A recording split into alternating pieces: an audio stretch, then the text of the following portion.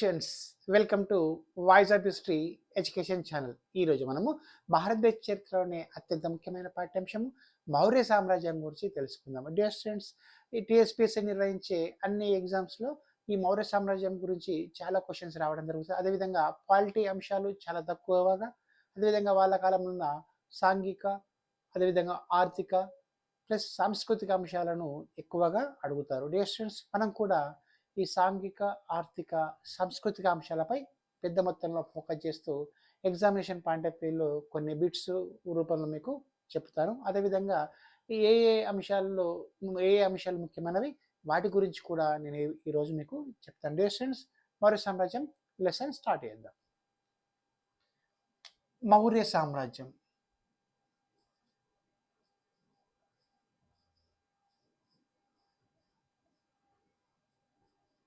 Students, ఈ మౌర్య సామ్రాజ్యాన్ని మనకు చంద్రగుప్త మౌర్యుడు స్థాపించాడు.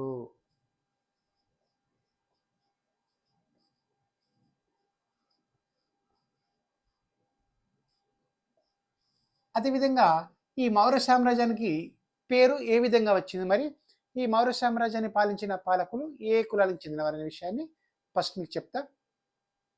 ఈ మౌర్య సామ్రాజ్యం పాలకులు వీళ్ళు విశాఖదత్తుని,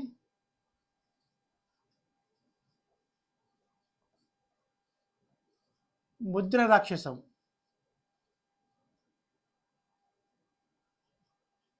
ప్రకారం ముద్ర రాక్షసం ప్రకారం ఈ మౌర్య సామ్రాజ్య పాలకులు నీచ కులాలను చెందని చెప్పింది. నీచ కులం అంటే తక్కువ కులం వారు.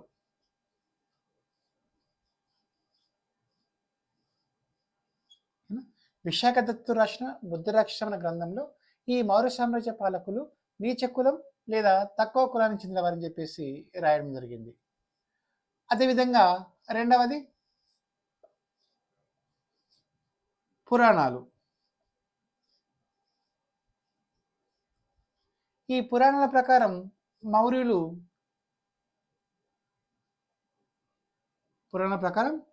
మౌర్యులు శూద్రులుగా చెప్పడం జరిగింది. శూద్ర కులం. ఎందుకంటే నందవంశపు రాజు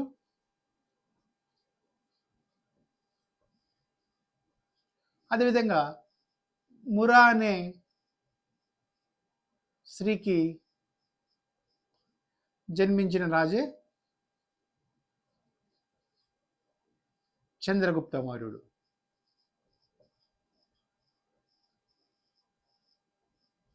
చూడండి, పురాణాల ప్రకారము మౌర్య వంశపు రాజు అదేవిధంగా మురా అనే శూద్ర స్త్రీకి జన్మించిన రాజే చంద్రగుప్త మౌర్యుడు. సో ఆటోమేటిక్ ఈ పురాణం ప్రకారం మౌర్యుల యొక్క కులం శూద్ర కులం అని చెప్పడం జరుగుతుంది. అదేవిధంగా మనకు దీపవంశం, మహావంశం గ్రంథాల ప్రకారం లేదా బౌద్ధ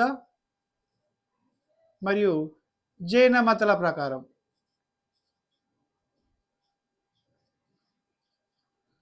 మౌర్యులు క్షత్రియులుగా వీళ్ళు గుర్తించారు.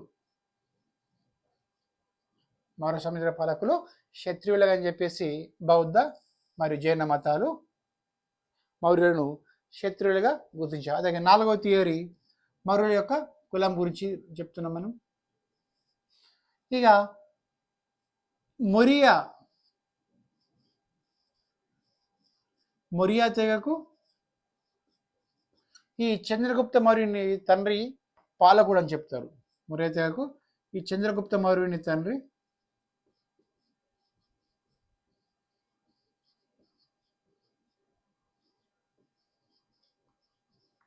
పాలకులుగా చెప్తారు. సో ఆటోమేటిక్ ఇది మొరియా నుంచి మౌర్యగా మారిందని చెప్తారు. మొరియా అంటే నెమలి. సో వీళ్ళు నెమలను సంరక్షిస్తూ వాళ్ళ జీవనాన్ని కొనసాగిస్తుండేవారు. అదేవిధంగా ఈ చంద్రగుప్త మౌర్యుని యొక్క తండ్రి ఈ మొరియా తెగకి చెందిన కాబట్టి వీళ్ళని మౌర్య అని చెప్పేసి వచ్చిందని చరిత్రకారుల అభిప్రాయం. డియర్ స్టూడెంట్స్, ఏదేమైనా అందరూ ఆమోదించిన థియరీ ఈ మొరియా థియరీ. చంద్రగుప్త మౌర్యుని యొక్క తండ్రి మొరియా తెగకు నాయకుడు కాబట్టి ఆ ప్రాంతంలో కూడా నెమళ్ళు కూడా పెద్ద మొత్తంలో ఉంటాయని చెప్పేసి ఈ నెమళ్లకు కాపలా కాస్తూ ఉండేవారని చెప్పేసి కూడా, అదేవిధంగా వీళ్ళకు మౌర్య అనే పేరు వచ్చిందని చెప్పేసి అందరూ ఆమోదించిన థియరీ. సో చంద్రగుప్త మౌర్యుడు మౌర్య తెగకు చెందిన పాలకుడు అని చెప్పేసి అందరి చరిత్రకారుల అభిప్రాయం. డియర్ స్టూడెంట్స్, మరి ఈ మౌర్య సామ్రాజ్యాన్ని యొక్క చరిత్రను తెలుసుకోవడానికి గల ఆధారాల గురించి మనం ఇప్పుడు డిస్కస్ చేద్దాం.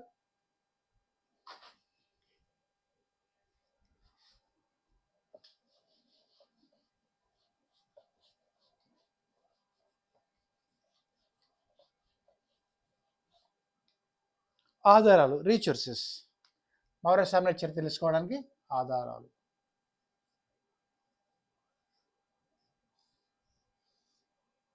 ఓకేనా? ఫస్ట్ కొన్ని గ్రంథాలు తీసుకుందాం. అర్థశాస్త్రం, దీన్ని కౌటిల్యుడు రాస్తాడు. ఇతడే విష్ణుగుప్తుడు.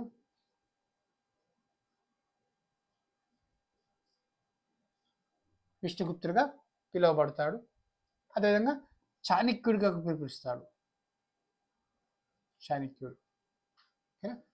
మౌర్య సామ్రాజ్యం యొక్క చరిత్రను తెలుసుకోవడానికి ఈ అర్థశాస్త్రం అనే గ్రంథం ప్రామాణికమైన గ్రంథం.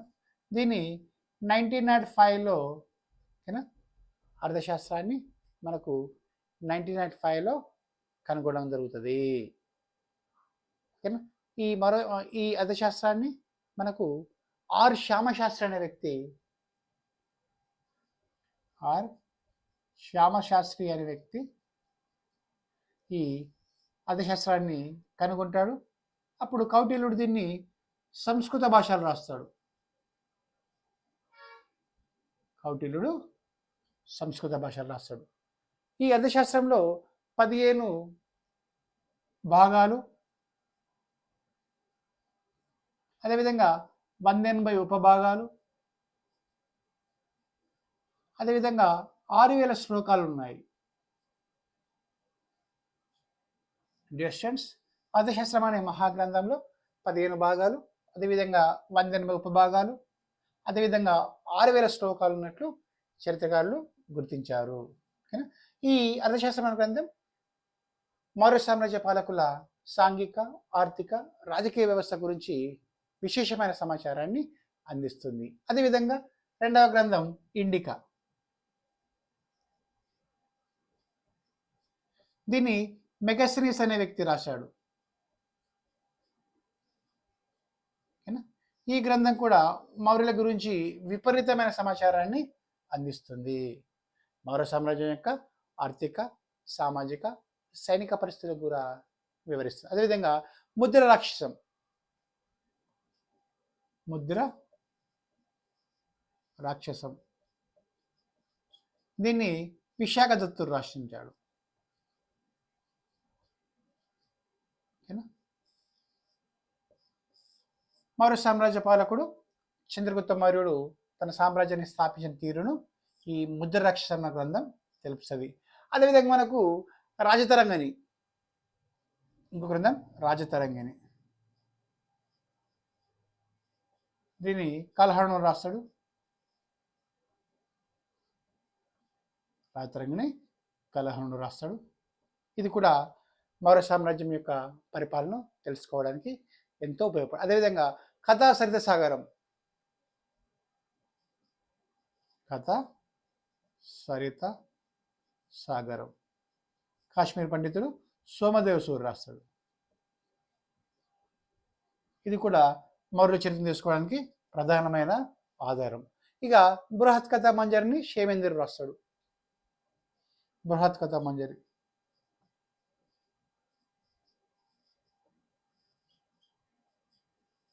దీన్ని క్షేమేంద్రుడు రాస్తాడు. ఇది కూడా మౌర్య సామ్రాజ్యం యొక్క పరిపాలన గురించి తెలపడానికి అతి ముఖ్యమైన గ్రంథం.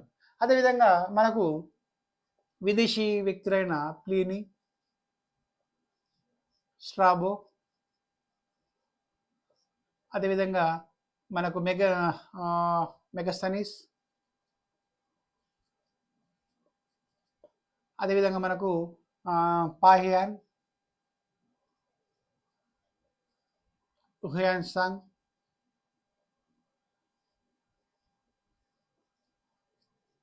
అనే వ్యక్తుల రచనలు కూడా ఈ మరో సామ్రాజ్య చరిత్ర తెలుసుకోవడానికి ప్రధానమైన ఆధారాలుగా మనకు ఉపయోగపడుతున్నాయి. డియర్ స్టూడెంట్స్, చూద్దాం మరి ఈ మౌర్య సామ్రాజ్య చరిత్రను తెలుసుకోవడానికి ఇవన్నీ లిఖితపూర్వకమైన ఆధారాలు. అంటే ఈ గ్రంథాలను బేస్ చేసుకొని మౌర్య సామ్రాజ్యం యొక్క పరిపాలన విశేషాల గురించి మనము విశేషమైన సమాచారాన్ని మనకు అందిస్తున్నాయి. డియర్ స్టూడెంట్స్, చూద్దాం మరి మౌర్య సామ్రాజ్య పరిపాలన ఏ విధంగా ఉంటుంది, వాళ్ళ రాజ్యాన్ని ఏ విధంగా డిసైడ్ చేసిండు, ఆ రాజ్యానికి యొక్క పాలకులు ఎవరని చెప్పేసి ఇప్పుడు మనం తెలుసుకుందాం.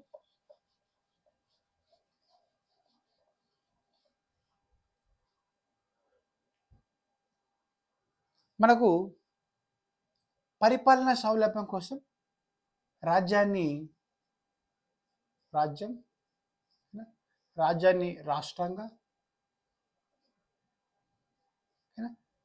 ఈ రాష్ట్రాన్ని చూద్దాం, రాజ్యాన్ని రాష్ట్రాలుగా, ఈ రాష్ట్రాన్ని ఆహారంగా, ఈ ఆహారాన్ని విషయంగా, ఈ విషయాలను గ్రామాలుగా. పరిపాలన సౌలభ్యం కోసం మౌర్య సామ్రాజ్య రాజులు తమ యొక్క రాజ్యాన్ని రాష్ట్రాలుగా, ఈ రాష్ట్రాన్ని ఆహారాలుగా, ఈ ఆహారాలను విషయాలుగా, ఈ విషయాలను గ్రామాలుగా విభజించారు. చూద్దాం మరి. ఈ రాజ్యానికి అధిపతి రాజు లేదా చక్రవర్తి, రాజు లేదా చక్రవర్తి. ఓకేనా? ఈ రాష్ట్రానికి కుమారాదిత్య లేదా యువరాజు ఉంటుండే అధిపతి, కుమారాదిత్య ఆర్ యువరాజు. అదేవిధంగా ఈ ఆహారానికి రజ్జుక అనే వ్యక్తి అధికారిగా ఉంటుండే, రజ్జుక. విషయానికి మనకు గోప అనే వ్యక్తి అధికారిగా ఉంటుండే, గోప. అదేవిధంగా యాజ్ యూజువల్ గ్రామానికి గ్రామిణి. వీళ్ళ కాలంలో రాజ్యానికి రాజుల చక్రవర్తి అధిపతి, అదేవిధంగా రాష్ట్రానికి కుమారాదిత్యుడు ఇది యువరాజు, ఆహారానికి రజ్జుక, విషయానికి గోప, గ్రామాలకు గ్రామీణ అనే వ్యక్తులు అధికారులుగా ఉంటూ వాళ్ళ పరిపాలనను కొనసాగిస్తూ ఉండేవారు. డియర్ స్టూడెంట్స్, ఇది పరిపాలన సౌలభ్యం కోసం మౌర్య సామ్రాజ్య పాలకులు తమ రాజ్యాన్ని రాష్ట్రంగా విభజిస్తాడు. ఓకేనా? అదేవిధంగా రాష్ట్రాన్ని ఆహారంగా, ఈ ఆహారాన్ని విషయంగా, విషయాన్ని గ్రామంగా. ఇది ప్రజెంట్ దేశం, రాష్ట్రం, ఓకేనా, జిల్లా, మండలం, గ్రామం. చూడండి, ఆ రోజుల్లోనే ఈ స్వపరిపాలన కోసం అంటే దేశాన్ని ఇప్పటికి కూడా ఈ పద్ధతి మనము దీన్నే బేస్ చేసుకొని విభజించి పరిపాలిస్తున్నాం. చూడండి ఎంత గొప్ప చరిత్ర ఇది. దేశం, రాష్ట్రం, జిల్లా, మండలం, గ్రామం. ఆ రోజుల్లోనే 5 పార్ట్స్ ఉంటుండే, ఇప్పుడున్నవే. ఈ రాజ్యానికి రాజ్యాధిపతి, రాష్ట్రంకు కుమారాదిత్య లేదా యువరాజు, ఆహారంకు రజ్జుక, విషయానికి గోప, గ్రామానికి గ్రామిణి అధికారిగా ఉంటూ తమ యొక్క పరిపాలనను కొనసాగిస్తుండేవారు. డియర్ స్టూడెంట్స్, చూద్దాం మరి ఇంత మంచి పరిపాలన సౌలభ్యం కోసం వీళ్ళు ఏ విధంగా రాజ్యాన్ని డివైడ్ చేసిండ్రు. నెక్స్ట్ చూద్దాం ఇంకో పార్ట్.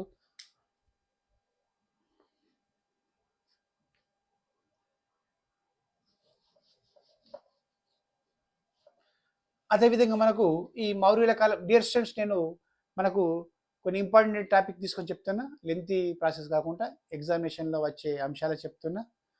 ఓకేనా? చూద్దాం. ఈ మౌర్య సామ్రాజ్యంలో నగరపాలక వ్యవస్థ అద్భుతంగా ఉంటుండే.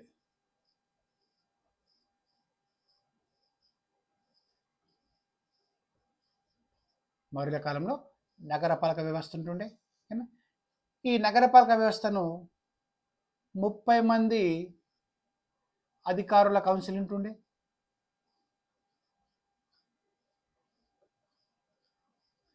వీళ్ళు 5 భాగాలుగా విడిపోతుండే. అదేవిధంగా 6 మెంబర్స్ ఉంటుండే. 30 మంది అధికారులు, 5 కమిటీలుగా ఉంటుండే. ఈ కమిటీ, ప్రతి కమిటీలో 6 మెంబర్స్ ఉంటుండే. చూడండి ఎంత అద్భుతమైన అంశం ఇది. ఆ రోజుల్లోనే చూడండి, అంటే నగరపాలక వ్యవస్థ నిర్వహణకు 30 మంది అధికారుల కౌన్సిల్ ఉంటుండే. ఆ కౌన్సిల్ 5 భాగాలుగా 5 కమిటీలుగా ఉంటుండే. ప్రతి కమిటీలో 6 మెంబర్స్ ఉంటుండే. చూడండి ఎంత అద్భుతమైన వ్యవస్థ. అంటే 30 మంది సభ్యుల గల ఒక కమిటీ కౌన్సిల్ 5 భాగాలుగా విడిపోతుండే. ఈ 5 భాగాల్లో ప్రతి భాగానికి 6 మెంబర్స్ ఉంటుండే. సో వీళ్ళందరూ కలిసి వాళ్ళ యొక్క పాలనను, నగరపాలక పాలనను చూసుకుంటుండే. ఎంత అద్భుతమైన చూడండి నగరపాలక వ్యవస్థ. 30 మంది సభ్యులు గల ఒక కౌన్సిల్ 5 భాగాలు విడిపోతుండే. ఈ ప్రతి భాగంలో 5 కమిటీలు విడిపోతుండే. ప్రతి కమిటీలో 6 మెంబర్స్ ఉంటూ నగరపాలక వ్యవస్థను పర్యవేక్షిస్తూ ఉండేవారు. ఇది వాళ్ళ యొక్క నగరపాలక వ్యవస్థ. ఇక ఇంకోటి చెప్పే ముందు రఫ్ చేద్దాం. చూడు, 30 మంది సభ్యులు గల కౌన్సిల్ ఉంటుండే. ఆ 30 మంది సభ్యులు గల కౌన్సిల్ 5 కమిటీలు ఉంటుండే. ప్రతి కమిటీలో 6 మెంబర్స్ ఉంటూ నగరపాలక వ్యవస్థను పర్యవేక్షిస్తుండే. ఇది ఎంతో అద్భుతమైన విషయం. డియర్ స్టూడెంట్స్, అదేవిధంగా మెగస్తనీస్ ఏం చెప్పిందంటే ఇండికా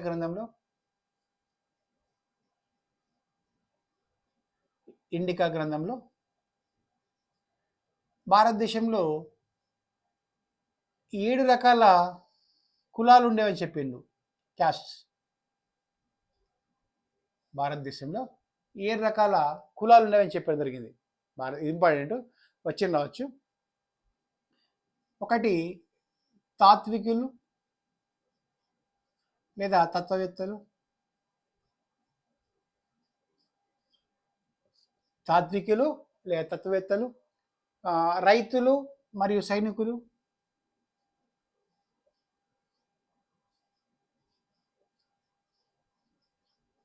ఓకేనా? తాత్వికులు, రైతులు, సైనికులు, అదేవిధంగా పశుపోషకులు, చేతివృత్తి పనివారు, పశుపోషకులు,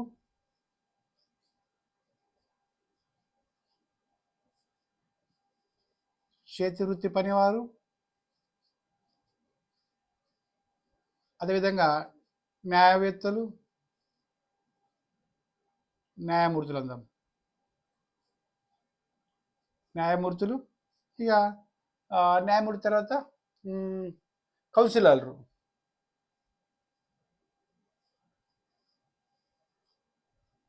చూడండి, ఆ రోజులలో మెగస్తనీస్ చెప్పిన భారతదేశంలో 7 క్యాట్స్ ఇవి. ఓకేనా? ఈ 7 క్యాస్టులు ఉన్నాయని చెప్పేసి మెగస్తనీస్ ఇండికా గ్రంథంలో చెప్పడం జరిగింది. తాత్వికులు లేదా తత్వవేత్తలు, రైతులు రెండవవారు, సైనికులు 1, 2, 3, పశుపోషకులు 4, చేతివృత్తి పనివారు 5, న్యాయమూర్తులు 6, కౌన్సిలర్లు 7. మెగస్తనీస్ ఇండికా ప్రకారం భారతదేశంలో ఈ 7 రకాల కులాలు ఉండవని చెప్పారు. ఓకేనా? ఈ 7 రకాల కులాలే ఇవన్నీ. మనకు ఎగ్జామినేషన్ పాయింట్ ఆఫ్ లో కూడా వచ్చే ఛాన్స్ ఉంటుంది. వీటిని కూడా మీరు బై హార్ట్ చేసుకుంటే బెటర్. ఇక ఇంకో అంశం చెప్పే ముందు దీన్ని రఫ్ చేద్దాం మనం.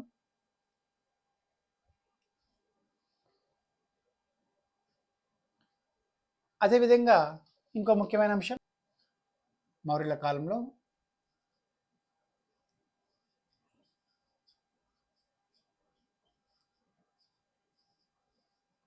వివిధ శాఖల అధికారులు.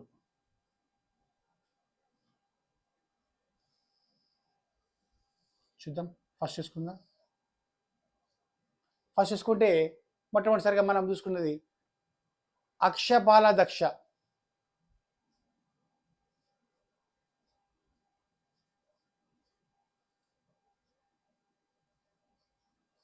లేఖకుడు లేదా గణికుడు. ఓకేనా? అశ్వపాలదక్ష అంటే లెక్కకుడు లేదా గణికుడు అంటే ఆకార దక్ష.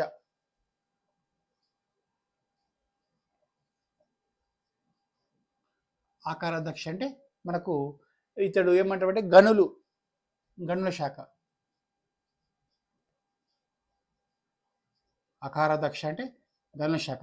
ఇక మూడవది మనకు పాణ్యాదక్ష అంటే వాణిజ్యం.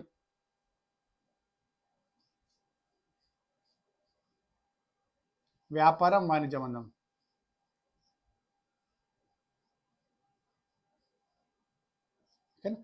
వ్యాపారం వాణిజ్యం. అదేవిధంగా లక్షణాదక్ష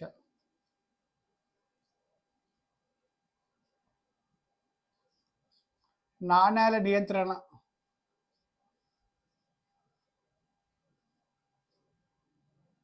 నాణ్యాలను నియంత్రణ చేసే వ్యక్తి లక్షణాదక్ష.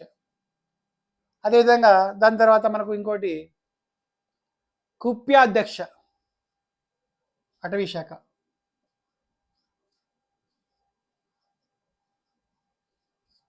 అటవీ శాఖ మంత్రి, అటవీ శాఖ అందం, అటవీ శాఖను నిర్వహించే వ్యక్తి. కూప్యాధ్యక్ష అంటే అటవీ శాఖను నిర్వహించే వ్యక్తి. అదేవిధంగా ప్రాదేశిక శాంతి భద్రతలు, ప్రాదేశిక శాంతి భద్రత నిర్వహణ. అదేవిధంగా సన్నిధాత ట్రెజరర్ ఆర్థిక శాఖ. ప్రాదేశిక అంటే శాంతి భద్రతలు, సన్నిధాత అంటే ఆర్థిక శాఖ. అదేవిధంగా మనకు ఇంకోటి పోతువ అంటే కొలతలు, శీతదక్ష అంటే వ్యవసాయం. పోతువ తునికాలు కొలతలు. శీతదక్ష అంటే వ్యవసాయ శాఖ.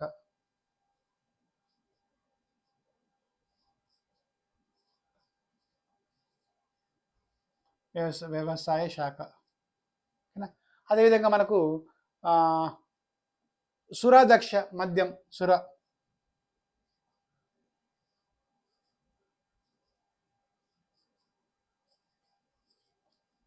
మద్యం.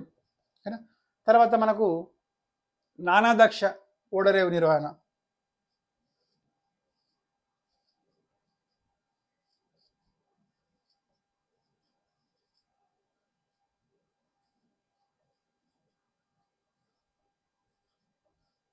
చూడండి, ఇవి కొన్ని ముఖ్యమైనవి సేకరించాం మనం, ఈ ముఖ్యమైన అంశాలు. అదేవిధంగా ఇంకోటి సమహర్త ఇంపార్టెంట్, రెవెన్యూ శాఖ. సమహర్త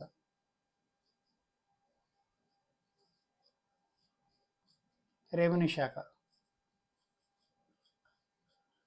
ఆ రోజుల్లో భూమి శిస్తు 1/4 ఉంటుండే.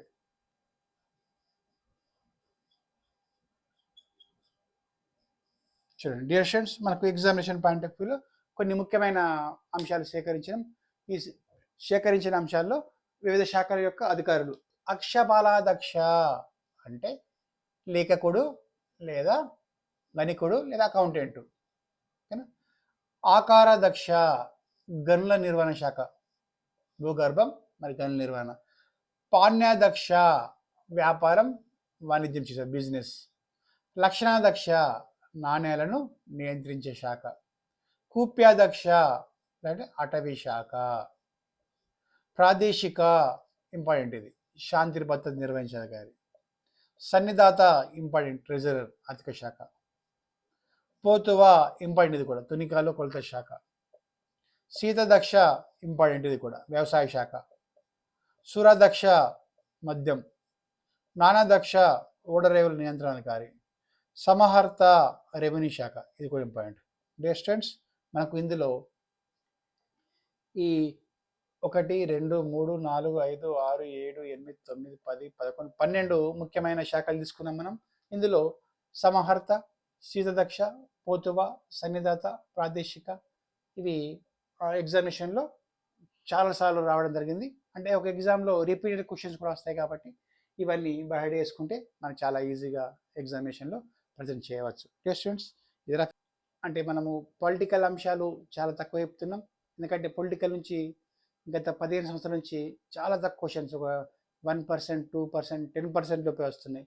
90% మనకు సాంఘిక, ఆర్థిక, సాంస్కృతిక అంశాలే రావడం జరుగుతుంది. డియర్ స్టూడెంట్స్, అశోకుడు మనకు అంటే మౌర్య సామ్రాజ్య పాలకుల్లో అశోకుడు గొప్ప రాజు. చూద్దాం ఫస్ట్ వీళ్ళ యొక్క రాజ్యం ఎట్టు వచ్చింది చూద్దాం.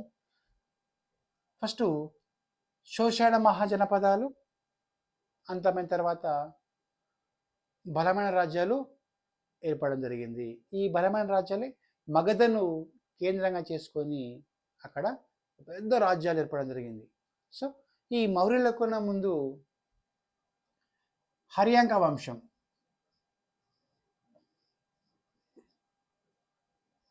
2 శిశునాగ వంశం,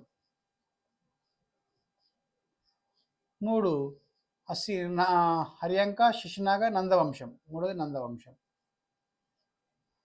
హర్యాంక వంశం, శిశునాగ వంశం, నందవంశం. అంటే మగధను ఈ మౌర్యుల కల ముందు పాలించిన 3 వంశాలు. ఈ నంద సామ్రాజ్యం యొక్క చివరి పాలకుడు ధననందుని ఓడించి చంద్రగుప్త మౌర్యుడు మౌర్య సామ్రాజ్యాన్ని స్థాపిస్తాడు. ఎవరి సహాయంతో అంటే చాణక్యుని సాయంతో. చాణక్యుడి సాయంతో మౌర్య సామ్రాజ్యాన్ని స్థాపిస్తాడు చంద్రగుప్త మౌర్యుడు. డియర్ స్టూడెంట్స్, ఈ మౌర్య సామ్రాజ్యాన్ని స్థాపించిన చంద్రగుప్త మౌర్యుని యొక్క కుమారుడు బిందుసారుడు. ఈ బిందుసారు కుమారుడే అశోకుడు, the great Ashoka.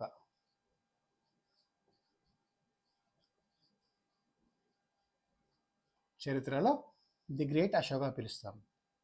Dear students, ఈరోజు మనం ఎగ్జామినేషన్ పాయింట్ ఆఫ్ వ్యూలో అశోకుడు వేసిన శాసనాల గురించి మనకు చాలా క్వశ్చన్స్ రావడం జరుగుతుంది.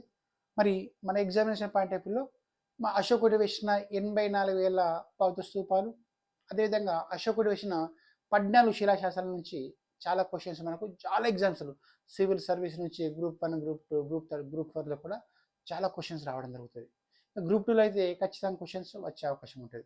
స్టూడెంట్స్, అశోకుడు 84,000 బౌద్ధ స్తూపాలు, అదేవిధంగా 14 శిలాశాసనాలు వేయించాడని చెప్తారు. డియర్ స్టూడెంట్స్, మరి ఈ 84,000 బౌద్ధ స్తూపాలు వేసిన అశోకుడు ఈ బౌద్ధ స్తూపాలకు కావలసిన ఎర్రని ఇసుకను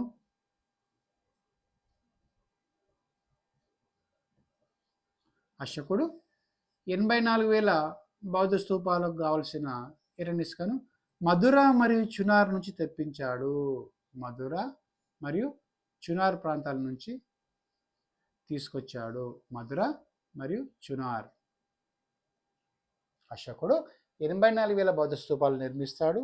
ఈ 84,000 బౌద్ధ స్తూపాలకు కావాల్సిన ఇసుకను మధుర మరియు చునార్ ప్రాంతాల నుంచి తీసుకుని వస్తాడు. ఎగ్జామ్స్లో చాలాసార్లు అడిగిండు, ఇది మీరు నోట్ చేసుకోండి. ఇప్పుడు చెప్దాం. అశోకుడు వేసిన 14 శిలాశాసనాల గురించి మనకు ఎగ్జామ్లో క్వశ్చన్స్ రావడం జరుగుతుంది. ఈ 14 శిలాశాసనాలు సింప్లిఫై చేసి ఒకటే వర్డ్లో ఒకటే లైన్లో వచ్చేట్లు మీకు చెప్తున్నా. అంటే ఈ 14 శిలాశాసనాలు అశోకుడు వేయించాడు. ఈ 14 శిలాశాసనాలు ఒక్క శాసనం గురించి చాలా పెద్ద లెంతే ఉంటాయి, కానీ ఒక శాసనం గురించి వివరించే అంశం జస్ట్ 1 సింగిల్ లైన్లో ఫినిష్ చేసేట్లు నేను సేకరించిన. స్టూడెంట్స్, ఇప్పుడు స్టార్ట్ చేద్దాం. అదేవిధంగా అశోకుడు శాసనాలను ఖరోష్ఠీ లిపి మరియు బ్రహ్మ లిపిలో వేయిస్తాడు. ప్రాకృత భాష, అదేవిధంగా ఖరోష్ఠీ భాష, గ్రీకు భాష, అరమిక్ భాషలను అశోకుడు వాడతాడు. ఫస్ట్ అది తీసుకుందాం. అశోకుడు వాడిన లిపి, శాసనాల కోసం అశోకుడు వాడిన లిపి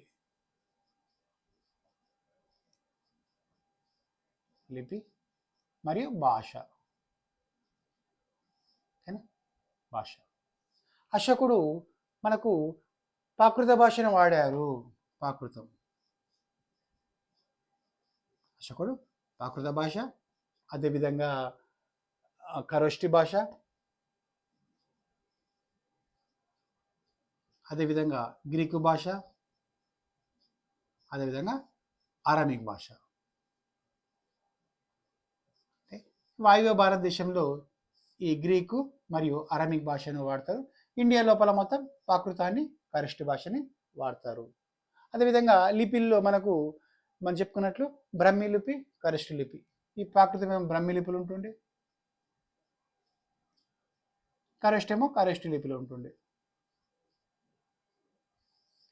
బ్రాహ్మీ లిపి, ఖరోష్టి లిపి, ఈ గ్రీక్ ఇవన్నీ ఈ లిపిలు కూడా సేమ్ ఉంటుంది. అంటే అశోకుడు తన శాసనాల్లో వాడిన భాషలు 4: ప్రాకృతం, ఖరోష్టి, గ్రీకు, అరమిక్ భాషలు. అశోకుడు తన శాసనాల్లో వాడిన లిపి బ్రాహ్మీ లిపి, ఖరోష్టి లిపి. అదేవిధంగా గ్రీకు మరియు అరమిక్ భాషలను అశోకుడు వాయువ్య భారతదేశంలో వాడాడు. స్టూడెంట్స్ చూద్దాం మరి ఇప్పుడు రఫ్ చేద్దాం. ఫస్ట్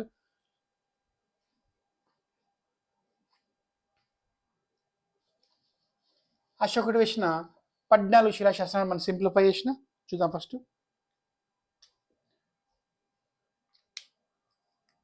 అశోకుని 14 శిలాశాసనాలు.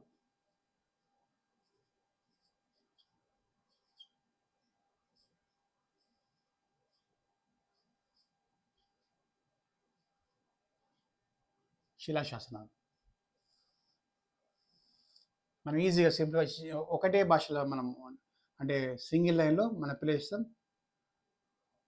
శాసనం, వివరణ లేదా అంశం.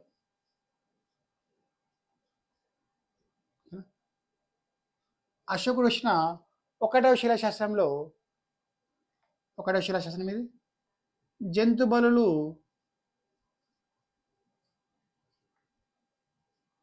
నరబలులు,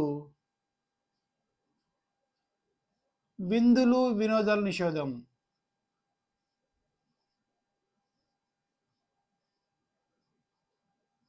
అశోకుడు వేసిన ఒకటవ శిలాశాసనంలో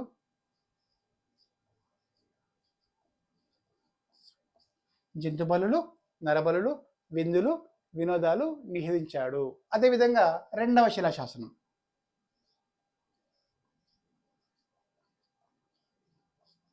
ప్రజా సంక్షేమం గురించి వివరణ. ప్రజా సంక్షేమం అంటే చెట్లు నాటడం, ఆసుపత్రులు, చెట్లు నాటడం, ఆసుపత్రులు, అదేవిధంగా రోడ్లు వేయడం.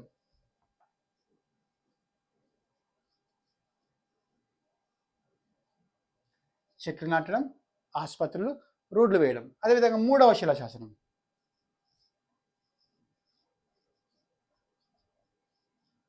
బ్రాహ్మణులను గౌరవించాలి. బ్రాహ్మణులను గౌరవించాలి. స్పెషల్ మూడవ శిలాశాసనం బ్రాహ్మణుల గురించి ఉంది. ప్రజలందరూ బ్రాహ్మణులను గౌరవించాలి.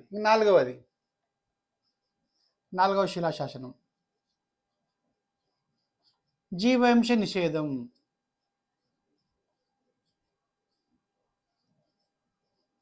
నాలుగవ శిలాశాసనంలో జీవహింస నిషేధం ఉంది. ఇక ఐదవ శిలాశాసనం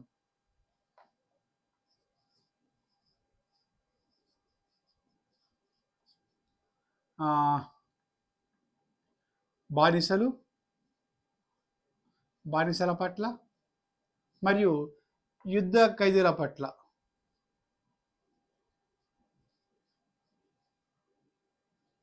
సానుభూతిని కలిగి ఉండడం. బానిసల పట్ల, యుద్ధ ఖైదీల పట్ల లేదా మానవ దృక్పథాన్ని కలిగి ఉండడం. మానవత దృక్పథాన్ని కలిగి ఉండటం. చూడండి ఎంత మంచి విషయం. ఐదవ శిలాశాసనం బానిసల పట్ల, యుద్ధ ఖైదీల పట్ల మానవ దృక్పథం ఉండాలని చెప్పడం జరిగింది. ఇక ఆరవ శిలాశాసనం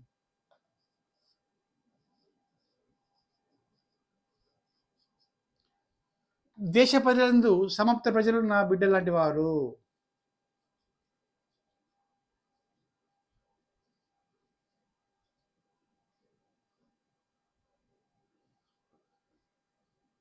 చూడు, దేశ ప్రజలు మొత్తం నా బిడ్డ లాంటి వారు. ఎంత గొప్ప ఆశయం చూడండి. ఏడవ శాసనం పరమత సహనం. ఏడవ శిలాశాసనం పరమత సహనం. చాలా ఇంపార్టెంట్. ఇది అచ్చం రావచ్చు. అంటే అన్ని మతాలలో సమానం చూడడం. ఆ రోజులలో బౌద్ధ, జైన, హైందవ మతాలు మతాలు ఉండేవి. బౌద్ధ, జైన, హైందవ మతాలు ఉన్నాయి. అదేవిధంగా అశోకుడు మొదట శివభక్తుడు. అశోకుడు మొదట శివభక్తుడు, కానీ కళింగ యుద్ధం తర్వాత బౌద్ధ మతాన్ని స్వీకరిస్తాడు. కళింగ యుద్ధం తర్వాత 261 బీసీలో కళింగ యుద్ధం జరుగుతుంది. ఈ కళింగ యుద్ధం తర్వాత అశోకుడు బౌద్ధ మతాన్ని స్వీకరిస్తాడు. ఉపగుప్తుడు అనే 6 ఏళ్ల బాలుడు, 6 సంవత్సరాల బాలుడు ఇతనికి బౌద్ధ మత భిక్షని ఇస్తాడు. చూడండి, పరమత సహనాన్ని పాటించడం అని చెప్పేసి 7వ శిలాశాసనం ఉంటుంది. బౌద్ధ, జైన, హైందవ మతాలు ఆ రోజులు ఉండేవి. అశోకుడు మొదటి శివభక్తుడు, కానీ 261 బీసీలో జరిగిన కళింగ యుద్ధం చూసిన తర్వాత అశోకుడు చాలా మంది చనిపోతారు. కాబట్టి ఈ చనిపోయిన తర్వాత విచారవదనంతో ఇంటికి వస్తాడు. వచ్చే మార్గ మధ్యంలో ఉపగుప్తుడు అనే 6 సంవత్సరాల బాలుడు అశోకునికి బౌద్ధ మతాన్ని ఇస్తాడు. ఇక మనకు చివరిది చూసుకుని 8వది ధర్మయాత్రల నిర్వహణ.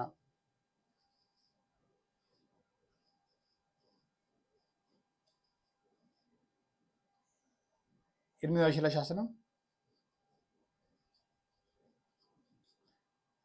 ధర్మయాత్రల నిర్వహణ.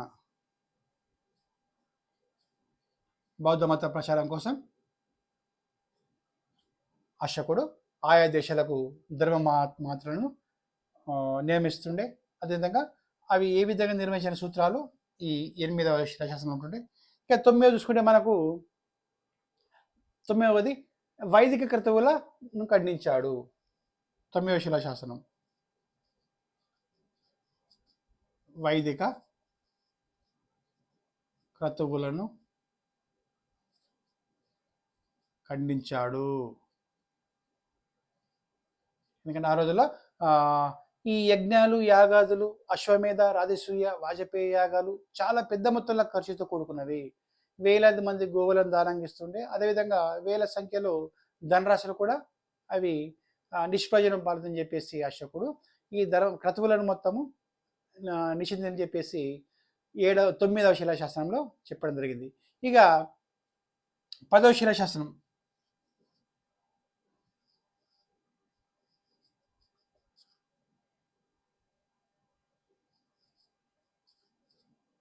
10వ శిలాశాసనంలో ఈ మూఢనమ్మకాలపై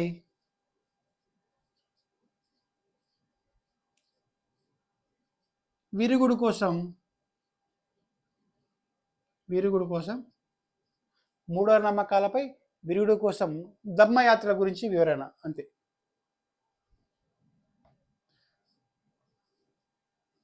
దమ్మను ప్రయోగించడం,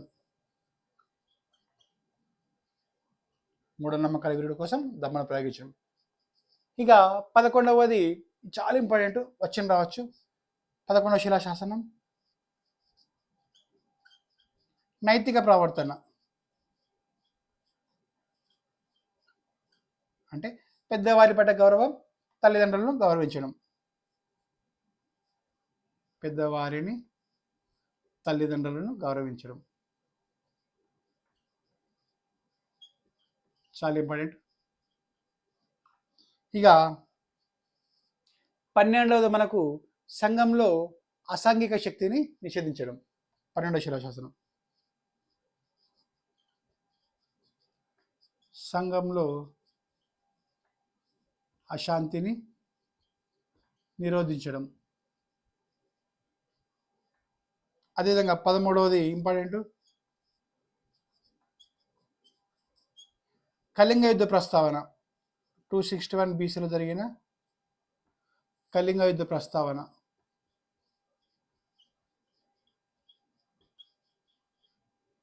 అదేవిధంగా ఆంధ్రుల గురించి కూడా ఇందులో ప్రస్తావిస్తారు. ఆంధ్రుల గురించి ఇంపార్టెంట్ ఇది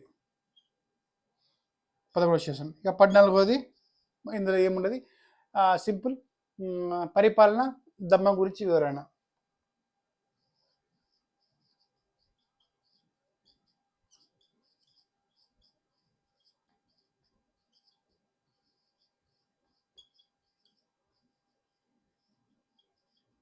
డిస్టెన్స్ ఇవి అశోకుడు వేసిన 14 శిలాశాసనాలు, వాటి గురించి వివరణ. అంటే సింప్లిఫై చేసి చెప్తున్నా. అంటే ఇప్పుడు 1వ శిలాశాసనంలో చాలా పెద్ద మొత్తంలో ఉంటుంది, కానీ దీన్ని వాళ్ళు సింప్లిఫై చేసినాం. ఇది సింపుల్ ఏమంటే జీవహింస నిషేధం.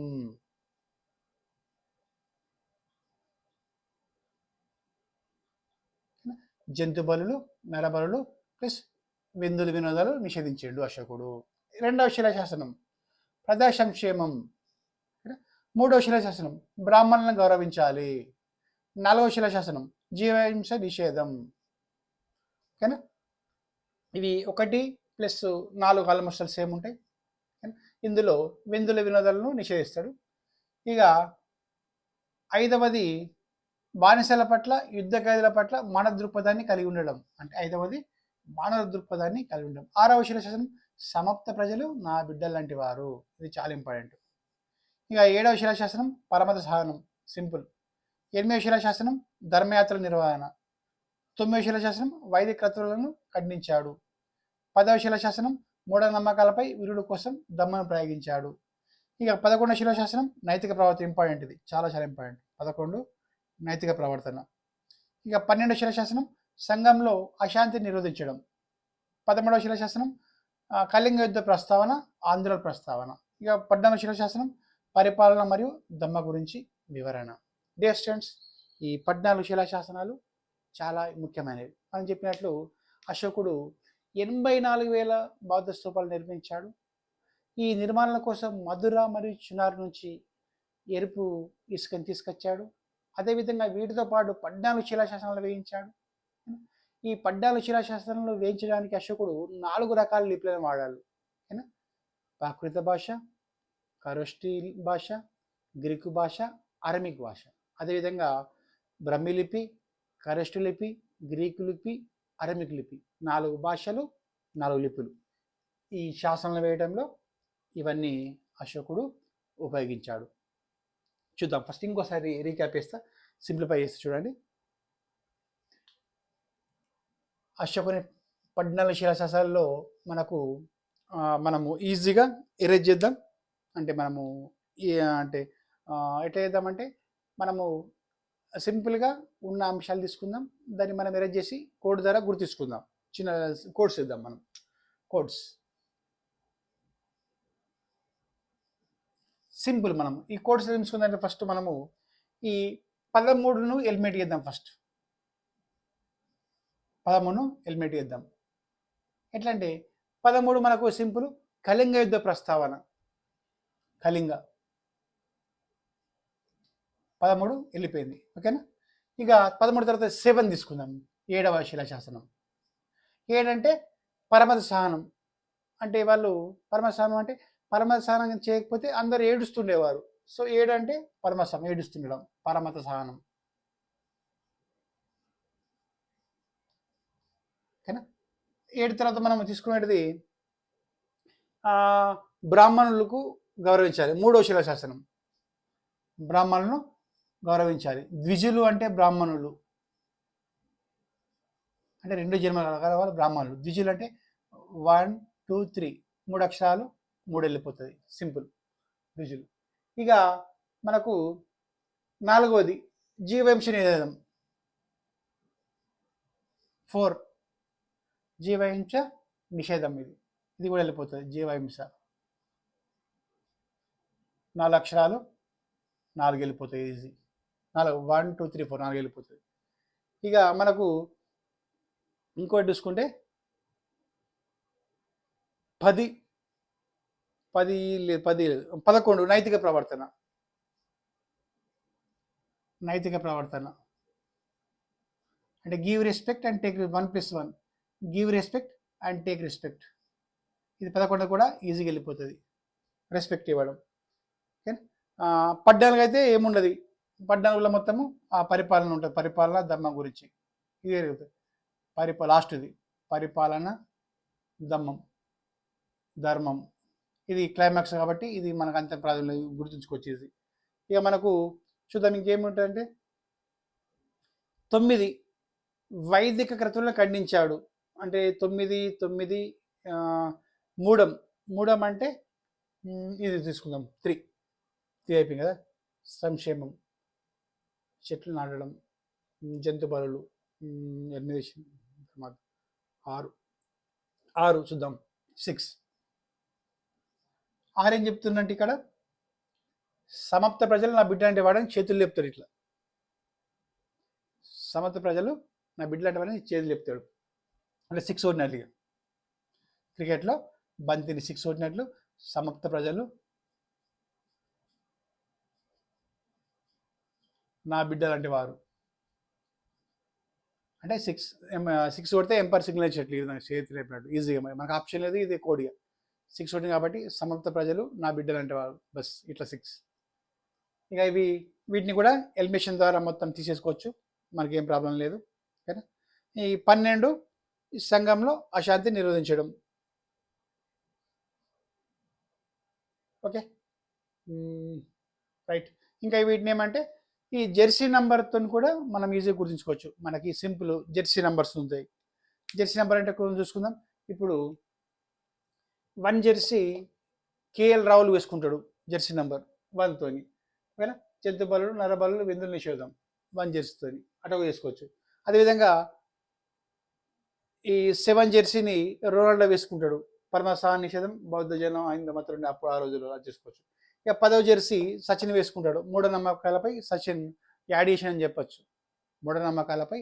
మూఢనమ్మకాలపై అంటే ప్రజల్లో అవగాహన కల్పించేందుకు సచిన్ మనకు ప్రచారకర్తగా నియమించారని చెప్పవచ్చు. చాలా సింపుల్. చూడు, 10వ శిలాశాసనం మూఢనమ్మకాలపై విరుడు కోసము దమ్మను ప్రయోగిస్తారు అశోకుడు. కానీ మనం ఏమనుకోవాలా, ఈ 10వ శిలాశాసనం అంటే 10వ నంబర్ జెర్సీ సచిన్ కాబట్టి సచిన్ మూఢనమ్మకాల కోసం ప్రచారకర్తగా నియమించబడని చెప్పుకోవచ్చు. ఓకేనా. ఇవి సింపుల్గా ఇంకోసారి లాస్ట్ చెప్తా. ఓకేనా.